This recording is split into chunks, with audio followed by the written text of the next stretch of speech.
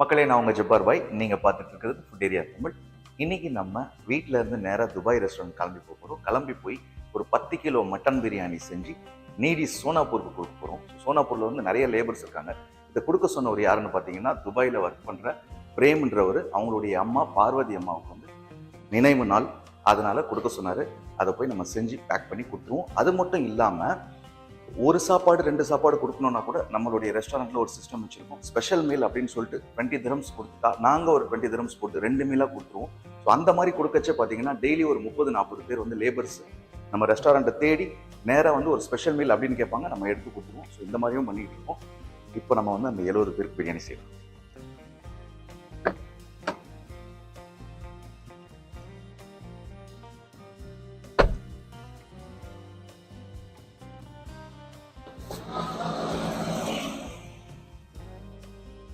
இது பார்த்தீங்கன்னா நம்மளுடைய ரெஸ்டாரண்டோடைய பார்க்கிங்.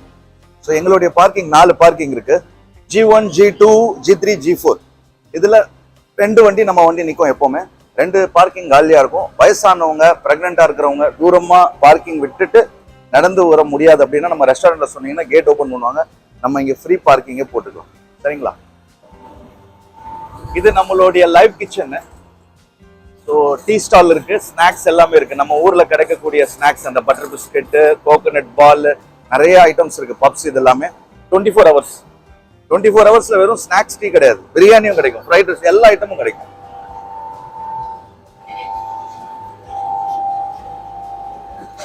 कैसे चल रहा है?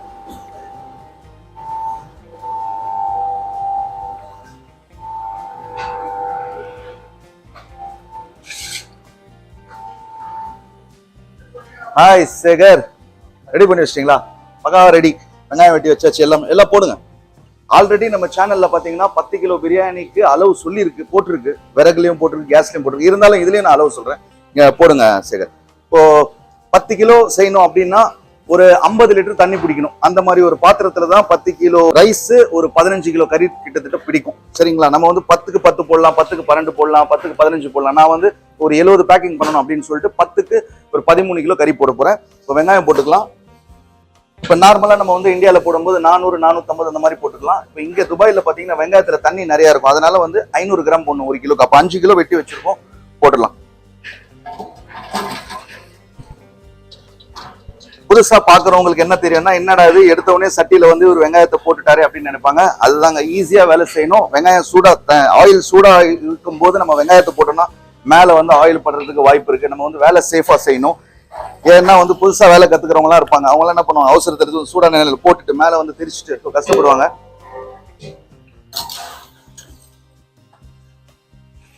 பட்டை, கிராம்பு, ஏலக்காய் 3மே வந்து 10-10 கிராம் எடுத்து வச்சிருக்கோம். போதும், போட்டுக்கலாம். எக்ஸ்ட்ரா ஃபிளேவர் வேணும்னு நினைக்கிறவங்க வந்து ஒரு 15 கிராம் போட்டுக்கலாம், நல்ல ஃபிளேவர் வரணும் அப்படின்னு. ஏன்னா பிரியாணியில வந்து அந்த பிரியாணியோட ஃபிளேவர் தான் இருக்கணும், பட்டை கிராம்புடைய ஃபிளேவர் வந்து அதிகமாக வரக்கூடாது. ஸோ அதனால தான். என்னப்பா, கேமல் பிரியாணியா? ஆம்பூர் ஜீரக சம்பா. ஓகே. எண்ணெய் பார்த்தீங்கன்னா 1 கிலோக்கு 200 கிராம், 10 கிலோக்கு 2 கிலோ எண்ணெய்.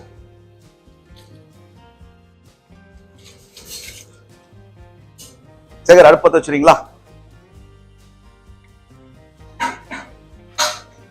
நம்ம அடுப்பு பார்த்தீங்கன்னா 30 கிலோ சட்டி அப்படியே இறக்கிடலாம். பெரிய பெரிய பர்னர். நம்ம வந்து இந்த ஒரு கேஜிக்கு ஏற்ற மாதிரி ஸ்லோ ஃபாஸ்ட் வச்சுப்போம், இல்லைன்னா அடி பிடிச்சிடும். அரிசி 10 கிலோ அரிசி 2 தண்ணியில வாஷ் பண்ணி ஊத்திட்டு 3வது தண்ணி ஊற வச்சிருக்கோம். நல்ல பிசைய கூடாது, போட்டு அழகா பண்ணோம், ஏன்னா பாஸ்மதி ரைஸ் உடைஞ்சிரும். 13 கிலோ மட்டன் வாஷ் பண்ணி வச்சிருக்கோம் 2 தண்ணியில. நம்ம இந்த வெங்காயம் வந்து எப்படி பார்த்தீங்கன்னா நல்ல பொன்னிறமா வரணும், அப்பதான் பிரியாணி கெடாது வச்சு சாப்பிட்டாலும். அது வரைக்கும் நம்ம என்ன பண்ணுவோம், மசாலாலாம் ரெடி பண்ணிடுவோம். அதே நேரத்தில் பார்த்தீங்கன்னா நம்மளுடைய ஓடிஜியில் வந்து நம்ம ஊர் பட்டர் பிஸ்கட் ரெடி ஆகிட்டு இருக்கு. டீ கடையில் வந்து பாட்டில் இருந்து எடுத்து நம்ம முக்கிய சாப்பிடுவோம் இல்லையா, அது நம்ம ரெஸ்டாரண்ட்ல வந்து நல்ல ஃபாஸ்ட் மூவிங். அது வேக வேக அப்படியே ஃப்ளேவர். சரி, ஓகே, மசாலா ரெடி பண்ணிடுவோம். 1 கிலோக்கு 350லேருந்து 400 தக்காளி போடலாம். நல்ல நாட்டு தக்காளி பழுத்து போயிருக்கு அப்படின்னா 350 போதும். கொஞ்சம் பச்சையா இருக்கு அப்படின்ற போது, கட்டியா இருக்கு அப்படின்னு ஒரு 400 கூட போடலாம் கிலோக்கு. 4 கிலோ தக்காளி வச்சிருக்கேன், இந்த மாதிரி ஸ்லைஸ் கட் பண்ணி வச்சிருக்கேன். 100 கிராம் பச்சை மிளகாய், 1 கிலோக்கு 10 கிராம். மல்லி பாத்தீங்கன்னா நம்ம ஊர்ல கிடைக்கும் இல்லையா, சின்ன கட்டு, அது வந்து 2 கட்டு. புதினாவும் அதே மாதிரி சின்ன கட்டு 2 கட்டு வெட்டி வாஷ் பண்ணி வச்சிருக்கோம், இதையும் சேர்த்துடலாம். இஞ்சி 1 கிலோ, பூண்டு 1/2 கிலோ, மசாலா நிறைய வேணும் அப்படின்னு நினைச்சீங்கன்னா 3/4 கிலோ கூட போட்டுக்கலாம். அப்போ 3/4 கிலோனா 75 கிராம், இஞ்சி வந்து 100 கிராம், பூண்டு 75 கிராம். பட் பூண்டு நிறைய போடும்போது நீங்க சில கல்யாணத்துல சாப்பிடுவீங்க, தண்ணி தாகம் நிறைய எடுக்கும். ஸோ அதனால வந்து 50 கிராம் போட்டாலே போதும் 1 கிலோக்கு.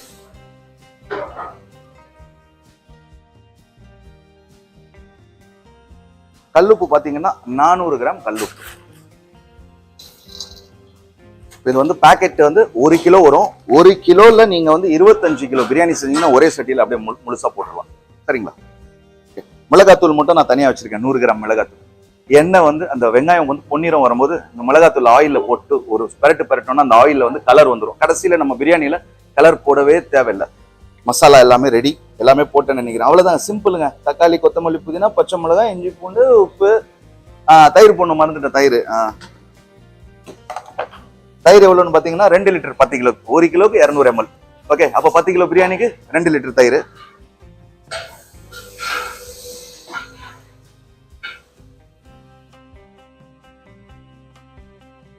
பாதி வதங்கிருச்சு, இன்னும் பாதி வதங்கணும்.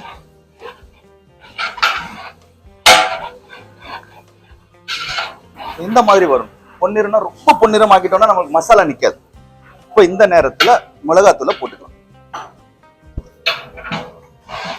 மிளகாத்தூளோட சேர்த்து நல்லா பெரட்டு. அவ்வளவுதான், நம்ம ஆயில் எல்லாம் ரெட்டு. இப்போ மசாலா போடு சேகர்.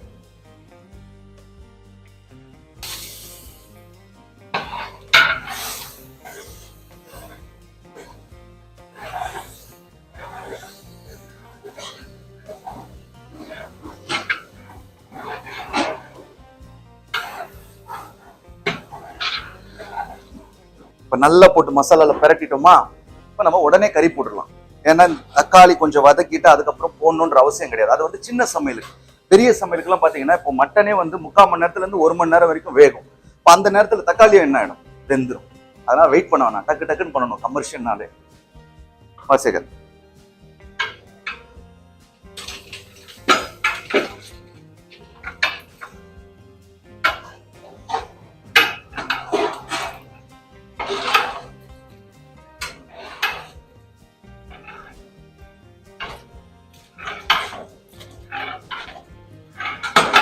இப்போ தண்ணி 10 கிலோக்கு 7 லிட்டர் போறேன்.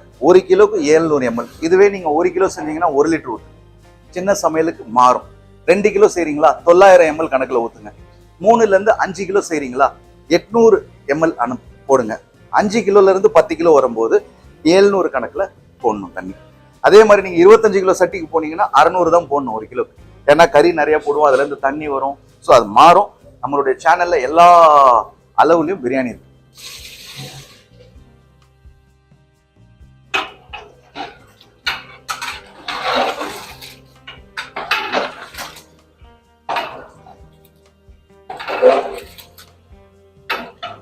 இது வந்து வடி பிரியாணி, ரைஸை தனியா வடிச்சு போட போறோம். அதனாலதான் இந்த தண்ணி அளவு. இல்ல நீங்க ஒரே தம் போட போறீங்க அப்படின்னா 1 கிலோக்கு 1.25 லிட்டர் இல்லைன்னா 1/300 தண்ணி போடலாம். 13 லிட்டர் தண்ணி போடணும் 10 கிலோக்கு. வடிச்சு போட்டாதான் பிரியாணி நல்லா இருக்கும். சரிங்களா? இப்ப பக்கத்துல பாத்தீங்கன்னா சட்டியில சுடு தண்ணி போட்டிருக்கேன். 40 லிட்டர் தண்ணி போட்டிருக்கேன். 1 கிலோக்கு 4 லிட்டர் அந்த கணக்குல போட்டிருக்கேன். 3 லிட்டரும் போட்டுக்கலாம். 30 லிட்டர் தண்ணி போட்டு வடிச்சு எடுக்கலாம். கொஞ்சம் எக்ஸ்ட்ரா போறதுனால என்ன ஆகும்னா அந்த ரைஸ் போய் உள்ள வந்து விளையாடும். சரிங்களா? அப்ப நல்லா நம்மளுக்கு என்ன வரும், நல்லா சில்கியா வரும் வடிச்சு போடும்போது. மூடிடலாம். தண்ணி வந்து லோ ஃப்ளேம்ல வைங்க, கேஸை வேஸ்ட் பண்ணாதீங்க. இந்த கறி நல்லா கொதிச்சு நம்ம லோ ஃப்ளேம் வைப்போம் தெரியுமா, இன்னும் ஒரு 15 நிமிஷத்துல கறி வேக போகுதுடா அப்படின்னு தெரியும் போது மட்டும் அந்த தண்ணியை பாஸ் பண்ணணும். சரியா? நம்மளுக்கு அரிசி போடும்போது தான் அந்த தண்ணி வந்து கொதிக்கணும். இப்ப இதுல ஒரு தட்டு மூடிடலாம். மூடிட்டு ஃபாஸ்ட் வச்சுக்கலாம்.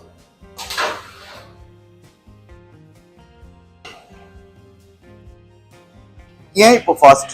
மசாலா தாளிக்கும் போது அந்த மிளகாய் தூள் இதெல்லாம் கறி எல்லாம் போடும்போது நம்ம ஸ்லோ பண்ணிக்கணும். நம்மளுக்கு டைம் வேணும். ஃபாஸ்ட்லயே போட்டோம்னா ஏதாவது ஒன்று அடி பிடிச்சிடும். அதனால மறுபடியும் நான் ஃப்ளேம் ஹைல வச்சுட்டேன். ஒரு 5 நிமிஷத்துல நல்ல கொதிக்கும். எல்லா சைடும் நல்ல கொதிக்கும் தெரியுமா? அந்த டைம்ல லோ ஃப்ளேம் வச்சு அதை ஓப்பன் பண்ணி கிண்டவும் கூடாது. சும்மா திறந்து கிண்டிக்கிட்டு அப்படிலாம் பண்ணக்கூடாது. 45 நிமிஷம் அது பேருக்கே போகக்கூடாது. ஏன்னா இதுல நிறைய தண்ணி இருக்கு, அடி பிடிக்கிறதுக்கு வாய்ப்பே இல்லை. 45 மினிட்ஸ்க்கு அப்புறம் நம்மளுக்கு வேகலை, எடுத்து பார்த்து வேகலைன்னா இன்னொரு 15 மினிட்ஸ் விடலாம். சரிங்களா?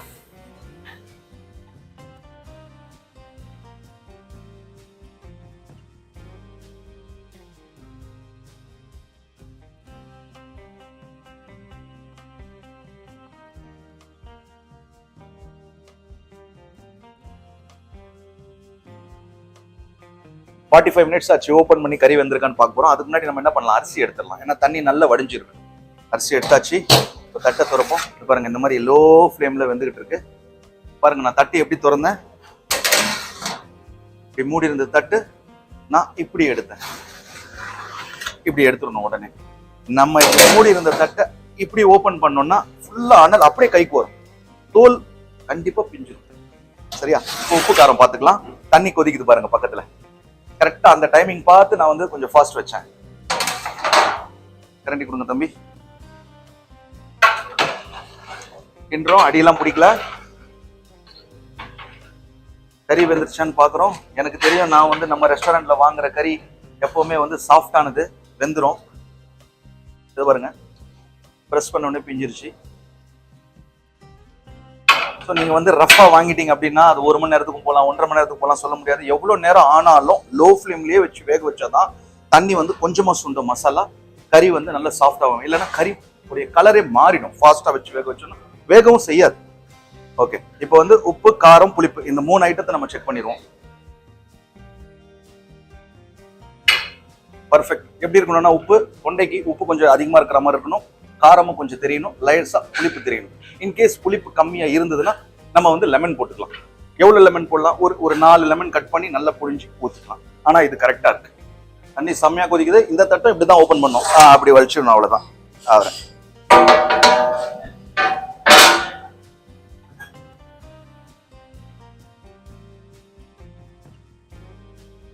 இப்ப இதுலயும் பாத்தீங்கன்னா உப்பு எவ்வளவு போட போறோம், 400 கிராம். 400ல இருந்து 500 போடலாம்.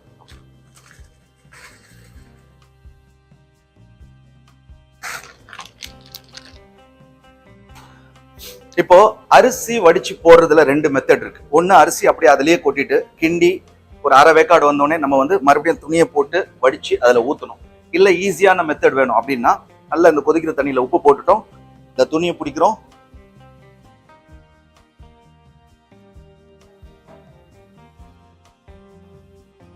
அப்படியே இவரை எடுத்துட்டு வந்து அப்படியே உள்ள போடுறோம். ஃபுல்லா முங்கிடணும். இதை பாருங்க, அரிசி ஃபுல்லா முங்கிடுச்சு.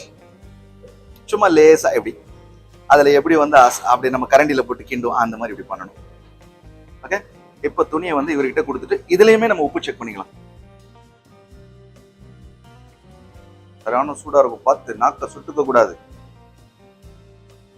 சுட்டுச்சு, வேண்டாம், கையிலேயே ஊத்தி பக்கா. எப்படி இருக்கணும்னா, உப்பு வந்து தொண்டைக்கு உரைக்கிற மாதிரி இருக்கணும். ஆனா உப்பு கூடிச்சோ அப்படின்னு நினைக்கணும். கடல் தண்ணிக்கு கொஞ்சம் கம்மி, அப்போதான் பிரியாணி டேஸ்ட் வரும். ஏன்னா நம்ம வந்து சிம்பிள் இன்கிரீடியன்ஸ்ல தான் நம்ம செஞ்சுட்டு இருக்கோம் பிரியாணி. ஸோ அந்த நேரத்தில் நம்ம உப்பு ஒரு பாயிண்ட் கம்மி ஆனாலும் டேஸ்ட் வந்து கம்மியா தெரியும். பாருங்க, அப்படியே கிண்டிக்கிட்டே இருக்கு. அப்படியே சும்மா லைட்டா அப்படியே அரிசி எடுத்து இப்படி பார்க்கணும். ஆஃப் பாயில், அவ்வளவுதான் ஆச்சுப்பா. எடுத்துருங்கப்பா, எடுத்து இதுல வைங்க பார்ப்போம். இருங்க கிட்ட வச்சுக்கோங்க. சுட்டுடும் தண்ணி, அவ்வளவுதான். துணியை விட்டுருங்க. கொஞ்ச நேரம் தண்ணி வடிக்கிட்டோம்.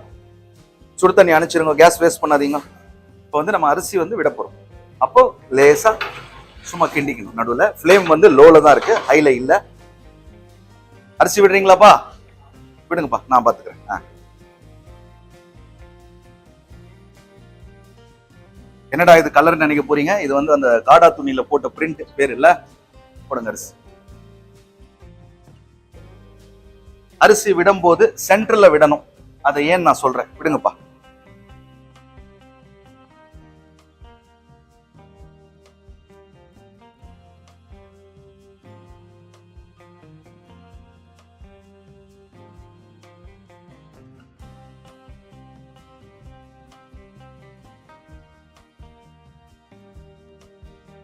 ஓகே, இப்போ இந்த அரிசி என்ன பண்ணுவோம், பரத்தி விடணும். இந்த மாதிரி பரத்தி விட்டுட்டு கரண்டி வந்து டவுன் வரைக்கும் இந்த மாதிரி போக கூடாது, பாதியிலே வச்சு சும்மா இப்படி கிண்டணும்.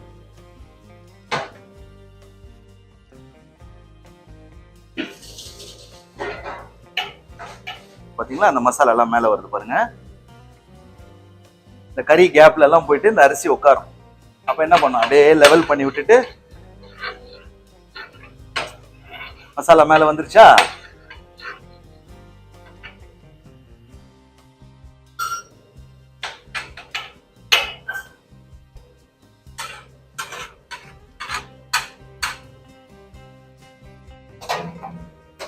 தட்டு போட்டுட்டு ஒரு வெயிட் தண்ணி எடுத்து வைங்கப்பா. அவ்வளவுதான். இந்த அரிசி வடிச்சோம் இல்லையா, அந்த தண்ணி வெயிட் வைக்கணும். இப்போ வந்து ஃப்ளேம் வந்து நம்ம என்ன பண்ணுவோம், ஹைல வைப்போம். ஒரு 2 to 3 நிமிஷம். சைட்ல புகை வரும்.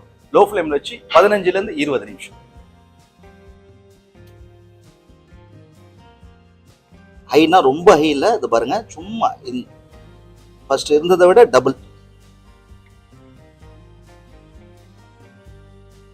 அவ்வளவுதான். வெயிட் பண்ணுவோம் புகை வர்றதுக்கு. நான் சென்ட்ரல் அரிசி விட்டது காரணம் என்னன்னா, பிரியாணி கழட்டுறதுக்கு அப்பதான் ஈஸியா இருக்கும். சென்ட்ரல் அந்த அரிசி வெயிட் போய் விழும்போது கறி வந்து என்ன ஆகும், அப்படியே அந்த டபராவை சுத்தி பிரிஞ்சு போயிடும். அப்போ ஒரு சைட்ல இருந்து பிரியாணி அப்படியே கழட்டிக்கிட்டே வரலாம். கறி சாப்பாடு. ஒரு சைடு போட்டோம்னா எல்லா கறியும் அந்த சைடு போயிடும். ஒரு சைடு ஃபுல்லா கறி இருக்கும், ஒரு சைடு ஃபுல்லா ரைஸ் இருக்கும். அப்போ நம்ம மிக்ஸ் பண்ணி கொடுக்கறதுக்கு சரி வராது. 20 நிமிஷமா லோ ஃப்ளேம்லயே தம் ஆகுது. இப்போ வந்து இந்த வெயிட்டை எடுத்து நம்ம கட்டி வைக்கணும். சரி,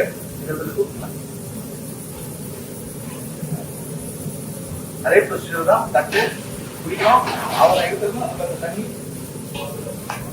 பிரியாணி பார்த்தீங்களா பூ மாதிரி இருக்கும். இந்த மாதிரி ஓரமாக இப்படி போட்டு இப்படி திருப்பணும். சென்ட்ரலையும் அது ஒயிட்டா இருந்தது காரணம் என்னன்னா, இந்த ஆவி தண்ணி வந்து பட்டு மேல இருக்கிற அந்த சென்ட்ரல் லைட்ஸ் மட்டும் கொஞ்சம் ஒயிட்டா இருந்திருக்கு. அதை மிக்ஸ் பண்ணிவிட்டா சரியா போயிடும். ஆகலாம். இப்போ எல்லா சைடும் சும்மா லைட்டா திருப்பி விடணும். 2 இன்ச் பிரியாணி திருப்பி விட்டு கரண்டி பார்க்கணும். பார்த்துட்டு கரண்டி தூக்கணும். இப்ப சொட்டுதான் பார்க்கணும். நிறைய தண்ணி சொட்டுச்சுன்னா கீழே தண்ணி இருக்கு, இன்னொரு 5 நிமிஷம் மூடி விடலாம். தண்ணி இல்லை, அடுப்பு அணைச்சிடலாம். அணைச்சிருந்தோம். இப்போ இந்த பிரியாணியை பேக் பண்ணி சோனாபூருக்கு எடுத்து போறாங்க. நம்மளுடைய ஸ்டாஃப் பேக் பண்ண போறாங்க. ஸோ அதுக்கு முன்னாடி வந்து நான் கொஞ்சம் டேஸ்ட் பண்ணிக்கிறேன். என்னடா ஸ்டாஃபுக்கு செஞ்சுட்டு இவரு எடுத்து சாப்பிடாரு அப்படின்னு நினைக்கிறீங்க. நம்மளுக்கு நிறைய பிரியாணி செஞ்சிருக்கோம் சேர்ந்துட்டு. ஸோ அதுல இருந்து அந்த 20 பாக்கெட்ல வந்தாலும் அதுல இருந்து நம்ம பேக் பண்ணுவோம். ஒரு பிளேட் பிரியாணி இப்படிதான் கட்டணும். ஒரு சைடா இப்படி ரைஸை வந்து எடுத்துக்கிட்டே வரணும், ஒரே சைடா. அப்புறம் பாத்தீங்கன்னா இப்படி ஒரு குத்தி அதே சைடு குத்தி இந்த கறியை தூக்கி மேல போடணும். பாருங்க கறி, ஆஹா.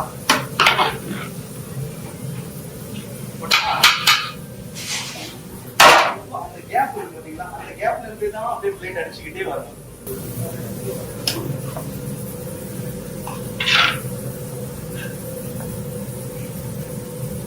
போதும் நமக்கு 2 பீஸ் கொஞ்சம் சாப்பாடு. தட்டு மூடி விட்டுருங்கப்பா.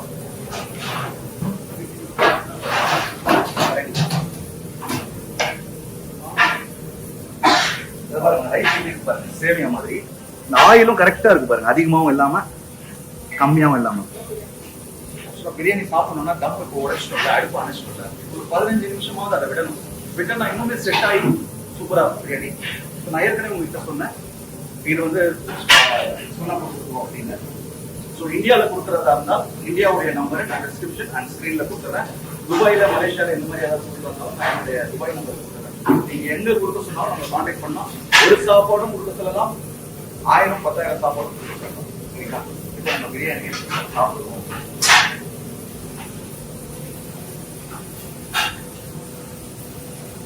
கறி, ரைஸ்,